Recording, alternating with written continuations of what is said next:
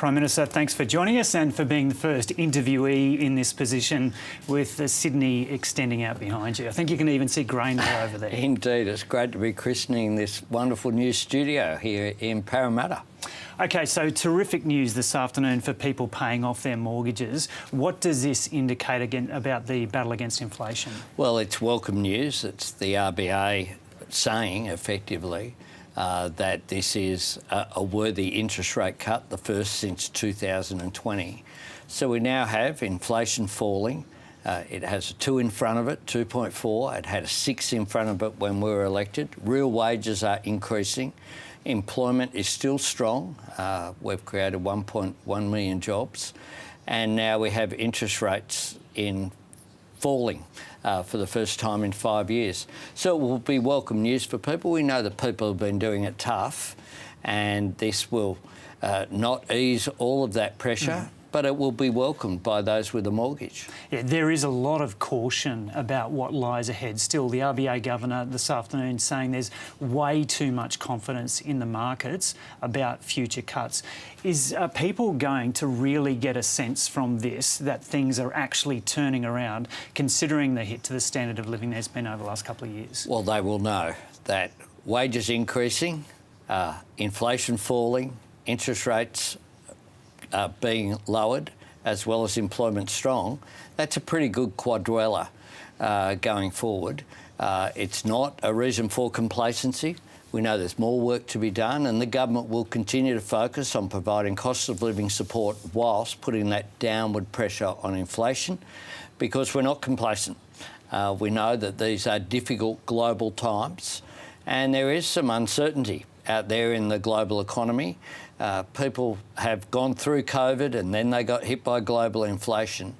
But Australia, I think, is well positioned to say that things are on the up, and that's a good thing. I just want to talk to you about the policies that you enacted during the last couple of years through this inflation challenge. The economist Chris Richardson has said rates would have come down sooner had you reined in spending. This is going to be a point of contention at the election. Why did you opt for that when the alternative could have seen rates falling sooner? Well, look at the facts. The fact is we inherited a $78 billion deficit under the Liberals, and we turned that into a $22 billion surplus and then followed it up with another surplus. The fact is that we put the revenue upgrades, overwhelmingly we put into reducing debt. Debt's been reduced by some $200 billion has been saved.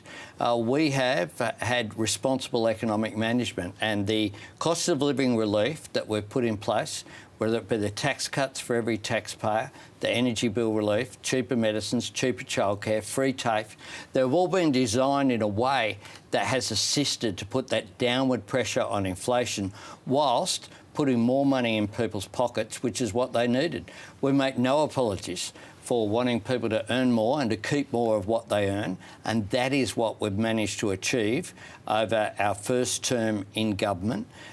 We know that there's still financial pressure out there, there's more to do, but we've built the foundations for future growth. And if you look around the world, we have had a lower average unemployment rate in Australia in spite of global financial and economic pressures than any government in Australia's history in terms of the last 50 years. That's a pretty good record, and Labor will always prioritise jobs whilst looking after people's cost of living. And all of those measures have been opposed by Peter Dutton and the opposition.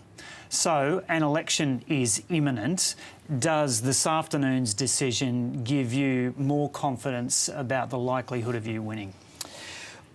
People will make their own judgment, but what they'll look at is a government that actually has responsible economic management, that's dealing with strengthening Medicare, that's looking after people's education from early childhood right through to free TAFE and our universities accord, the deals that we've done to lift up students as well, the cutting of student debt, that will make a difference. Our dealing with climate change, taking up the opportunities that are there, and resetting our relationships with the world, and an opposition that has just three policies: a $600 billion nuclear energy plan, a plan of more cuts, but they won't tell you what they are until after the election, and free lunch for bosses.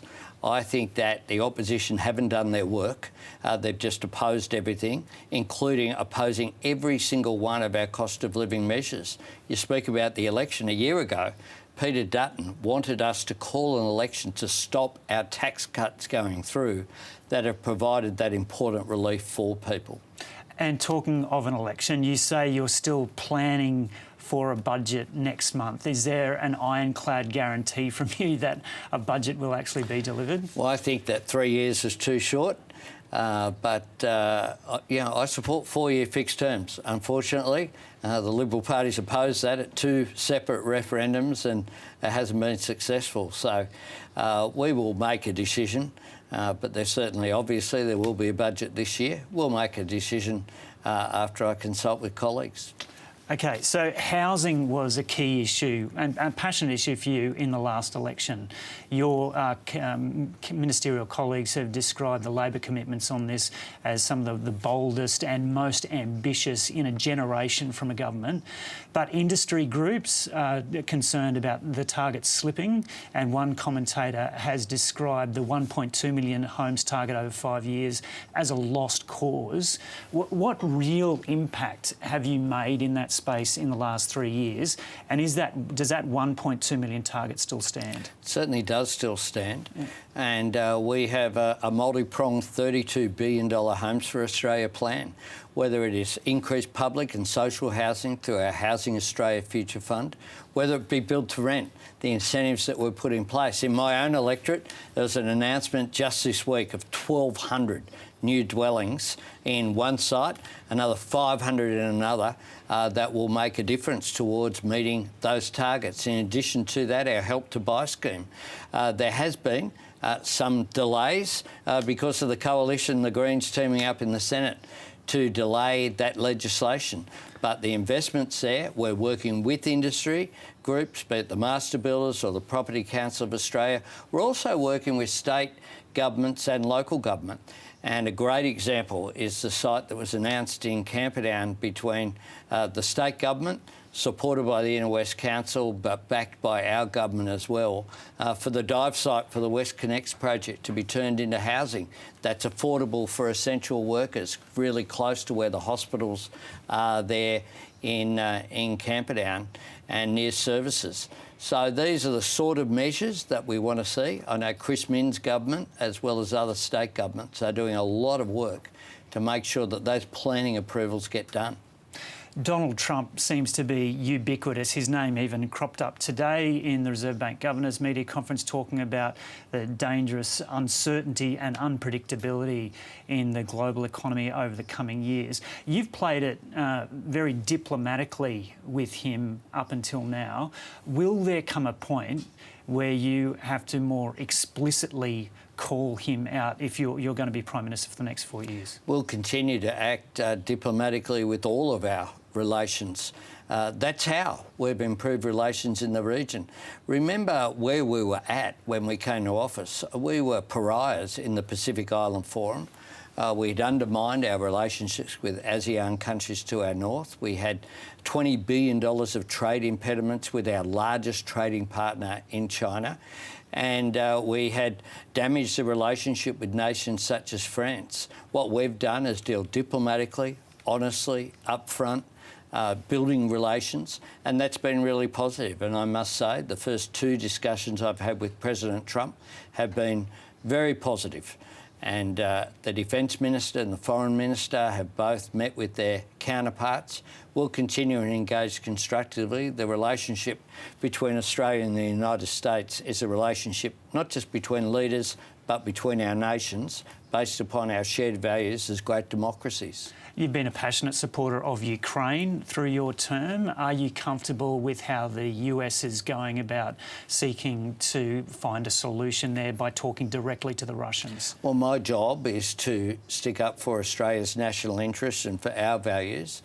We support Ukraine in its struggle because we regard, even though this is a land war in Europe, this is about the international rule of law. So I talked with President Zelensky just a couple of weeks ago. We'll continue to provide support for Ukraine in its struggle. Now, you're here at the ABC offices and studio to open a new facility here. The ABC has its supporters and its detractors. Why have you decided to be here this evening? So public broadcaster is so important. It plays such an important role in our democracy. It's a trusted news source, and the ABC is worthy of our support. And throughout its various platforms, whether it be through TV or radio or online, the ABC is an important part of Australian democracy, and I am very supportive of it.